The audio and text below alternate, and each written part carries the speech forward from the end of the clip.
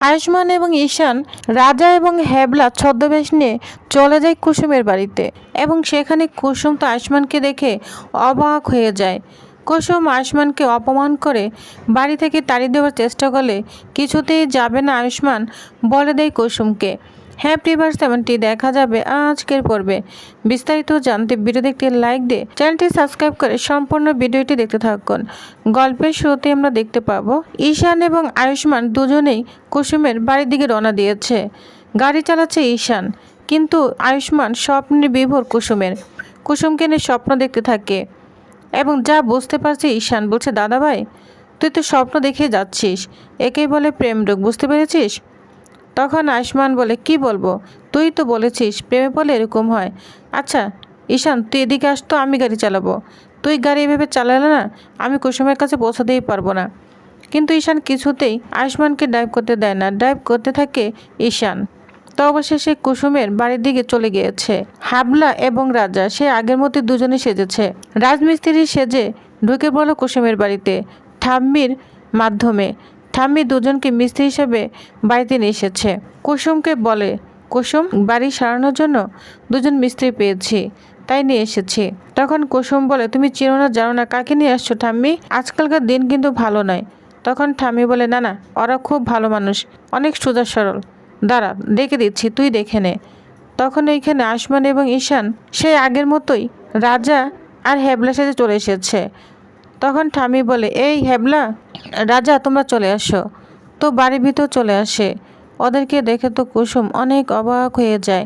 এদিকে আয়ুষ্মান কুসুমের দিকে অবাক হয়ে তাকিয়ে আছে, তার চোখের দিকে তাকিয়ে আছে, পলকে যেন পড়ে না। এদিকে ঈশান আয়ুষ্মানকে কন্ট্রোল করার চেষ্টা করে, কিন্তু ঠাম্মির কাছে বারবার ধরা পড়ে যাচ্ছে। ঠাম্মি তখন বলে, শোনো তুমি ওদিকে কেন তাকিয়ে আছো, তুমি আমার দিকে তাকাও। এই বাড়িগুলো মেরামত করতে হবে। তো কোথায় কি মেরামত করতে হবে ঠাম্মি দুজনকে ভালোভাবেই বুঝিয়ে দেয়। কুসুম মনে মনে বলতে থাকে, ওনারা কেন এসেছেন যারা কখনো বাড়ি কাজই করেনি, আর ওনারা এই বাড়ি মেরামতে কাজ করবে? ওরা কি বুদ্ধি নিয়ে এখানে এসেছে, কিছুই তো বুঝতে পারছি না।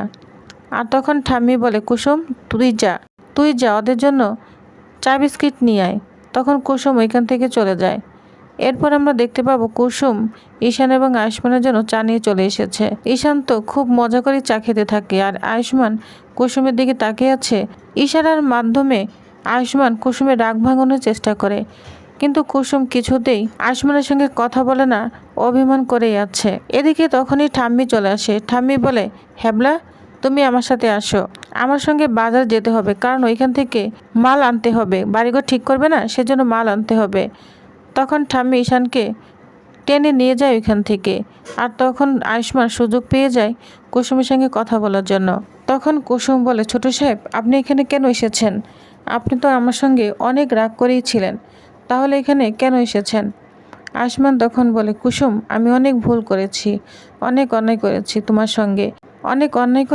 সঙ্গে, তাই ক্ষমা চাইতে এসেছি, তুমি আমাকে ক্ষমা করে দাও। কুসুম বলে, শুনুন আমি এই গ্রামে চলে এসেছি, আর কখনোই ওই বাড়িতে ফিরব না, অতএব আপনি আমাকে নিয়ে যাওয়ার কোনো চেষ্টা করবেন না, আমি আর আপনাদের বাড়িতে ফিরে যাব না। কিন্তু কুসুম আয়ুষ্মানের কোনো কথাই শোনে না, শুধু অপমান করেই চলেছে। অন্যদিকে আয়ুষ্মান কুসুমের ঘরে চলে যায়। তখন কুসুমকে আবারও সরি বলতে থাকে, বলছে, কুসুম তুমি আমাকে ক্ষমা করে দাও, আমি মানছি তোমার সঙ্গে যা ব্যবহার করেছি এটা ক্ষমার অযোগ্য, কিন্তু তুমি জানো তো তোমার ছোট সাহেব তোমাকে ছাড়া একদম থাকতে পারে না। তোমার সঙ্গে আমি যতই অন্যায় করি, যতই ঝগড়া করি, কিন্তু তোমাকে ছাড়া তোমার ছোট সাহেব অচল, তুমি জানো না? কুসুম চলো তুমি আমার সঙ্গে ফিরে চলো। আর যখন জানতে পেরেছে চোখটার লোগো তুমি, আর তখন তো তোমাকে ছেড়ে থাকার কোনো প্রশ্নই আসে না। কিন্তু কুসুম বারবার অপমান করলে আয়ুষ্মান কুসুমকে জড়িয়ে ধরে, যা দেখে কুসুম তো অবাক হয়ে যায়, আর তখন কিছুই বলতে পারে না। এরপর কুসুম নিজেকে কন্ট্রোল করে বলে, ছাড়ুন ছোট সাহেব, আমাকে ছাড়ুন, আপনি চলে যান, আপনার আর আমার সম্পর্ক কখনোই পূর্ণতা পেতে পারে না, কারণ দেবীমা কখনোই আমাদের সম্পর্ক মেনে নেবে না।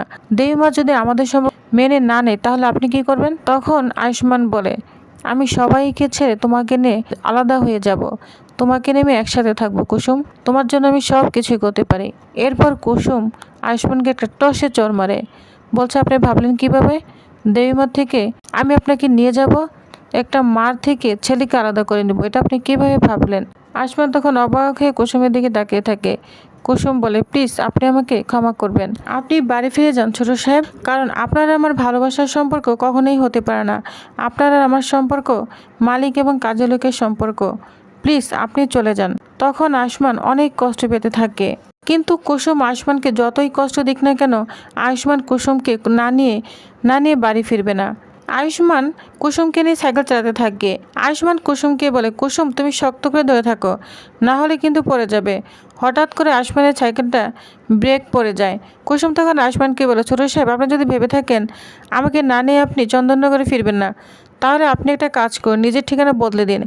আয়ুষ্মান বলে, ঠিক আছে, তাহলে দেখো আমি এবার কি করি। তখন আয়ুষ্মান লোকজনের সবার সামনে কান ধরে উঠবস শুরু করে দেয়। কুসুম বলে, ছোট সাহেব আমি আপনার সামনে হাত জোর করে বলছি এসব না বন্ধ করুন। তখন আয়ুষ্মান কুসুমের হাতে হাত রেখে বলে, আমি তোমাকে ছুঁয়ে বলছি, তোমাকে এখান থেকে না নিয়ে আমি কোথাও যাব না। এবার তুমি ঠিক করো কুসুম, তুমি কি চাও। যা শুনে কুসুম আয়ুষ্মানের দিকে অবাক হয়ে তাকিয়ে থাকে। তো ভিউয়ার্স, তাহলে আজকের আপডেটটি কেমন লেগেছে, ভালো লাগলে অবশ্যই কমেন্ট করে জানাবেন এবং পরবর্তী আপডেটটি দেখার জন্য অবশ্যই আমার চ্যানেলটি সাবস্ক্রাইব করে রাখুন। ধন্যবাদ।